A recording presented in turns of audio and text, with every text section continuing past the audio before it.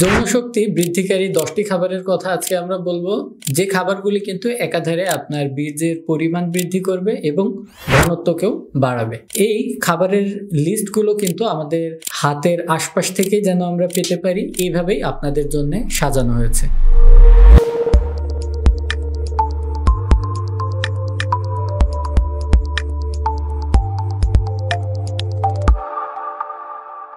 এই লিস্টের ভেতরে প্রথম রয়েছে খাঁটি গরুর দুধ।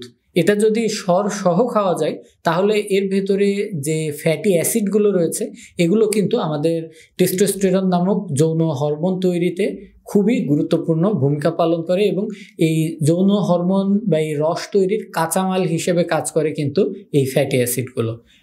এবং এই গরুর দুধের সঙ্গে যদি আমরা ডিমের কুসুমটা যোগ করে একটা গোল্ডেন মিল্কশেক তৈরি করে খেতে পারি, এটা 250 ml থেকে হাফ লিটার আপনার চাহিদা অনুযায়ী আপনি দিনে একবার যে কোনো সময়ে খাবার পরে গ্রহণ করতে পারেন, তাহলে এই খাবারটিও কিন্তু আপনার যৌন জীবনকে পরিবর্তন করে দিতে পারবে খুব অল্প সময়, 1 থেকে 2 মাসের ভেতরে।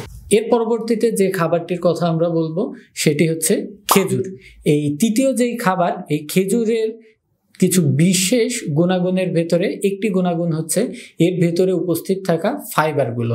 এরা কিন্তু আমাদের শরীর থেকে খারাপ চর্বিকে সরিয়ে ফেলবে, যার ফলে আমাদের হার্টের রক্তনালী, ব্রেনের রক্তনালী এবং লিঙ্গের যে রক্তনালী, যেটা শরীরের সব থেকে সরু রক্তনালী, এই লিঙ্গের রক্তনালীগুলোও কিন্তু পরিষ্কার থাকবে, যার ফলে আপনার লিঙ্গের দৃঢ়তা যেমন বৃদ্ধি পাবে ঠিক একইভাবে কিন্তু আপনার যৌন জীবনও সুখময় হবে।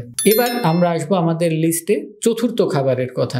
চতুর্থ খাবারের ভেতরে আসলে বাদাম ক্যাটাগরির যে খাবারগুলো রয়েছে, এটা হতে পারে আমাদের দেশে সব থেকে সহজলভ্য চীনা বাদাম অথবা কাঠবাদাম অথবা অ্যালমন্ড বা আখরোট।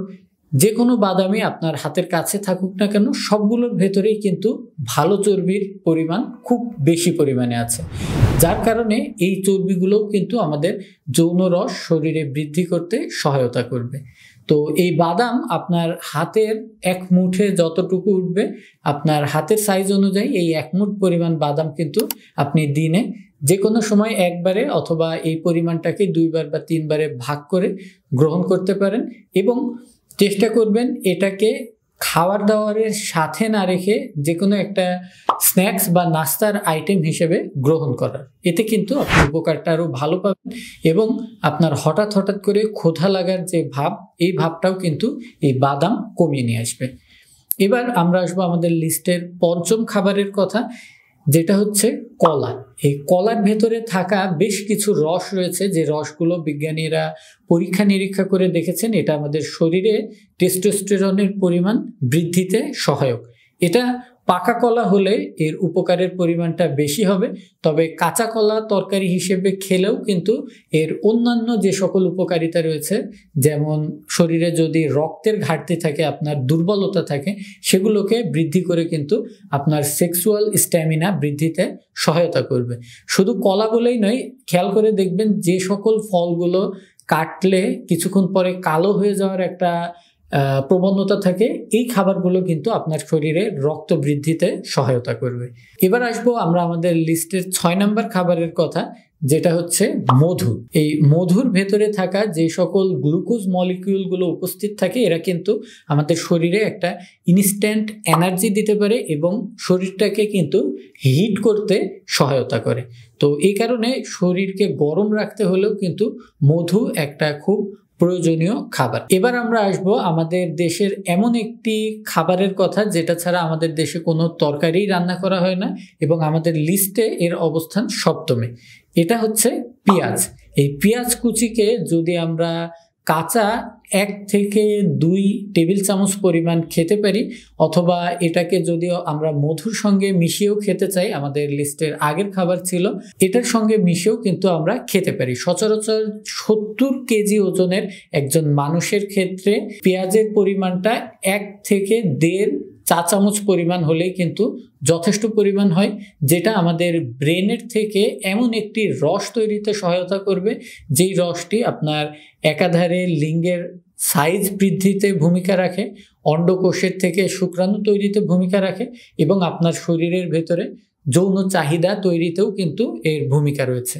এবং এর সঙ্গে একটা প্লাস পয়েন্ট হচ্ছে এই পেঁয়াজ যদি মেয়েরা খায় সেক্ষেত্রে কিন্তু মেয়েদের শরীরে যে মেয়েলি হরমোন রয়েছে এই মেয়েলি যৌন চাহিদা বৃদ্ধিতেও কিন্তু এর ভূমিকা আছে, কারণ এটি লুটিনাইজিং হরমোন নামক একটি রস বৃদ্ধিতে সহায়তা করে।